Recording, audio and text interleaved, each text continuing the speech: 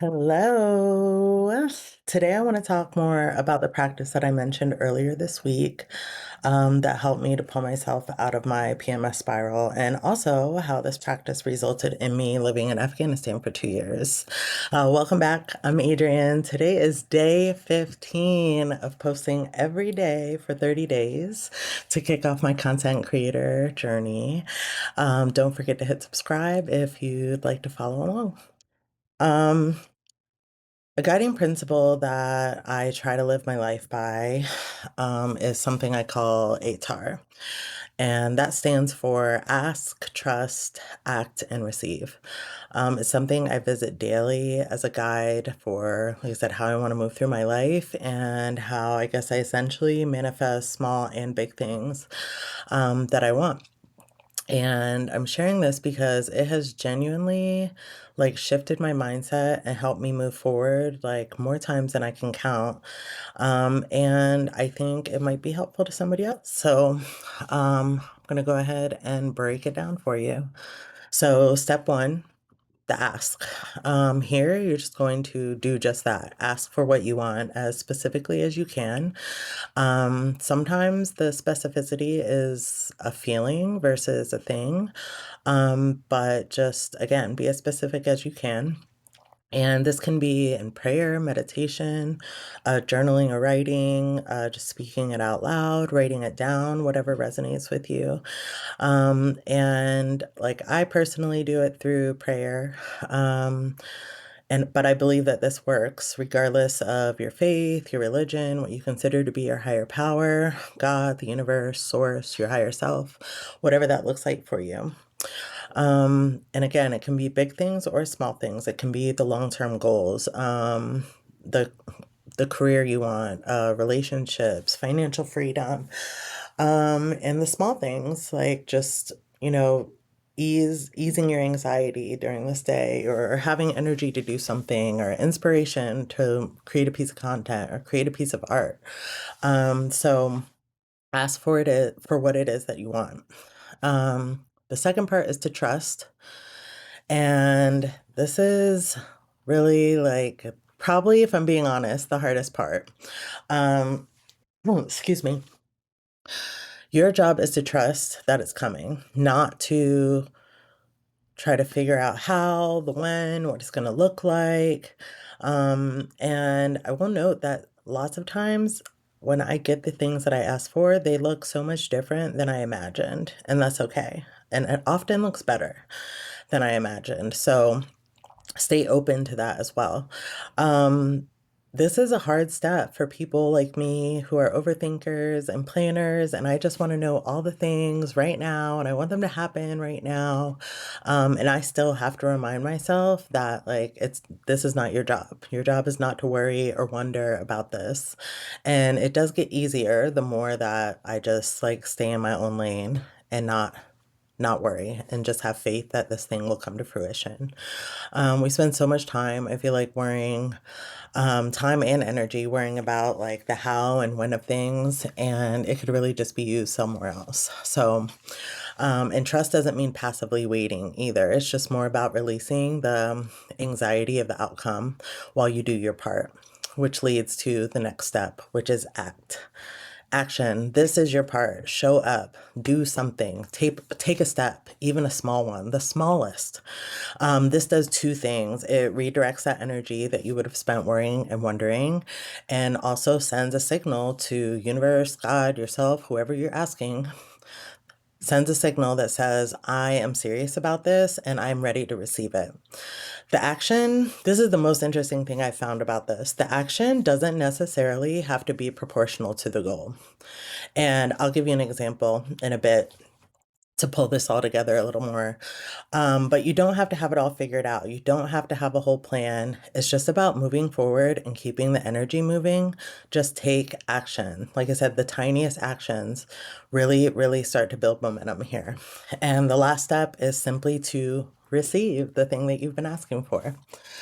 Now, the example I'm going to share with you I want to note that this happened before I made this a conscious practice or really even realized it was a thing, but it is the thing that helped me realize what was happening here and that I could duplicate this. So around 2016, 2017, I was in a rut. I felt life felt stagnant. I felt stuck. I hated my job. I wasn't happy with the relationship that I was in. Me and my best friend had just gone through a breakup. Like we were no longer friends anymore. I was carrying a lot of debt. And I didn't know what to do. Like I knew that I needed change in my life. I was just like I kept feeling that, this couldn't be it. There has to be more. I know there's more. And I wanted more. I wanted to travel. I wanted to be debt free and have the financial freedom to live the way that I wanted to and do the things that I wanted to do. I wanted to do work that I loved and that I was passionate about. And I was praying for this just like consistently. But I just could not see like how it could happen. And even though I was praying for it, I was asking, I wasn't trusting and I was not taking action. I was too worried about how this could happen. This doesn't seem possible to find change. So, again, even though I was praying, I also was not taking action. I hated my job, but I wasn't looking for a new job. I was sad about my best friend breakup, but I wasn't seeking out new connections. I was not happy to be carrying so much debt, but I was not living in a way that was conducive to me saving money or paying off debt. I was overspending and, I was living outside of my means. And, I just was not taking any action. And that's why I felt so stuck. And I don't know what changed, but I decided that I needed to stop wondering and worrying and start doing something. Um, I didn't start looking for a new job, and I think that was because I knew I didn't want to continue doing the same type of work, but I also didn't know what I wanted to do. So the next logical step to me was to get a second job, which I did. I started driving Lyft. So I worked Monday through Friday at my 9 to 5.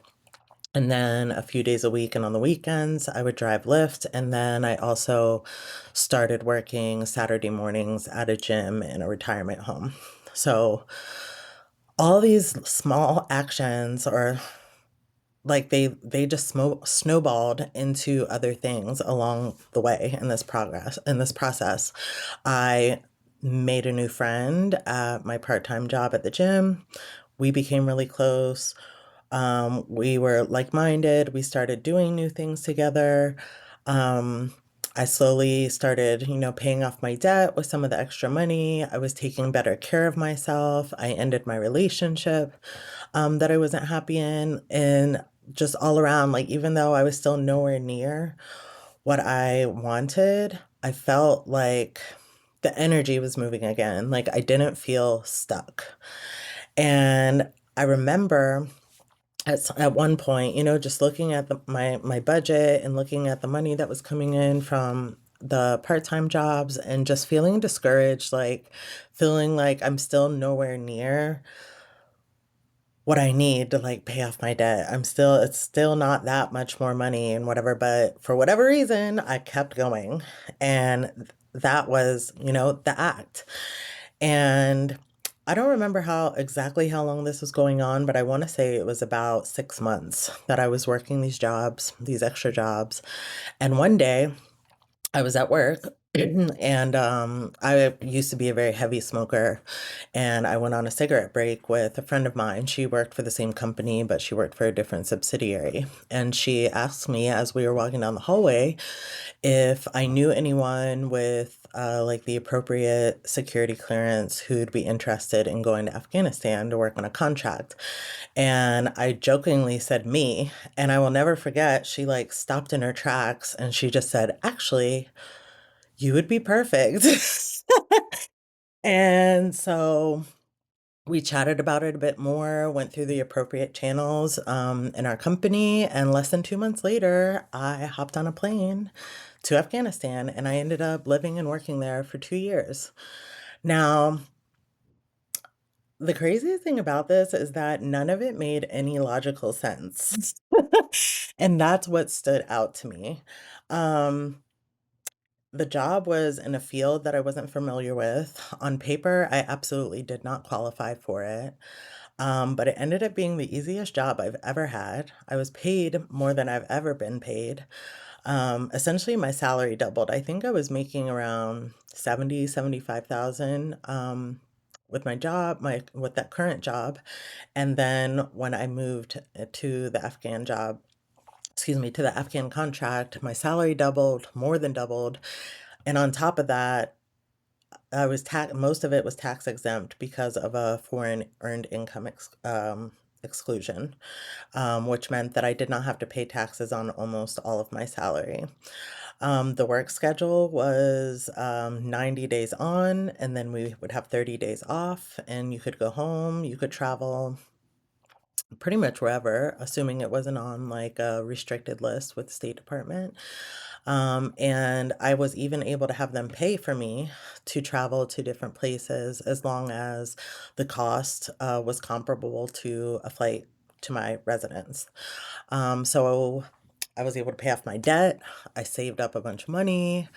I traveled. I traveled to Japan. I traveled to Thailand, to Bali. I traveled to Spain. I came home, at times and visited. It was just, it really fulfilled all the things that I had been praying for. And this is where I want to circle back to what I said about the effort not having to be proportionate to the goal, because I didn't ask. That's not what I asked for. I didn't ask to move to a different country. I was asking for, more money so that I could pay off my debt and travel and do more things. I was praying for a different life, but this looked so different. And actually, that's the next point. But like the effort, I told you, I was not making anywhere near what I thought I needed to pay off the debt, and it didn't matter. Like, the actions that I took getting the second jobs, I truly feel showed that I was ready for these things and ready for the change that I asked for. And then what came through, like I said, was beyond anything that I could have even imagined or planned for myself. I got everything I asked for and then some, and it actually changed the entire trajectory of my life. It was the catalyst that really brought me literally to this moment that I'm filming this video, and I'm so grateful for it. And like I said, you don't have to be in a life crisis or even asking for anything big for this to happen. An example of something small is the video I made the other day about pulling myself out of that PMS spiral about my analytics, Um, all it took was for me to say, "Hey, why are you worrying about this? The analytics are none of your business. That's not your job. Your job is to post every day, and that's what you're doing. Stay in your lane, do your part, and have faith." And that's it. And that really just kind of like re-grounded me and let me proceed with what I needed to do. So the thing is, like, I didn't manifest Afghanistan. I just asked for what I wanted. I let go of the how, and I showed up like I meant it, and something bigger than me did the rest. So to me, what it really boils down to is about being an active participant in your life and co-creating with something bigger than you. So, I hope that this was helpful to you, and I hope it made sense. This is something I've wanted to share for a long time, and I've had a hard time finding the words to express it in a way that I feel would be relatable. But feel free to ask me any questions about this in the comments. If you're going to try this out, please let me know, or please let me know what it is that you're asking for, and maybe like struggling to have trust. Like, let's talk about it. Um, but thanks again for being here. Please give this video a like if it helped, and I'll see you tomorrow for day 16.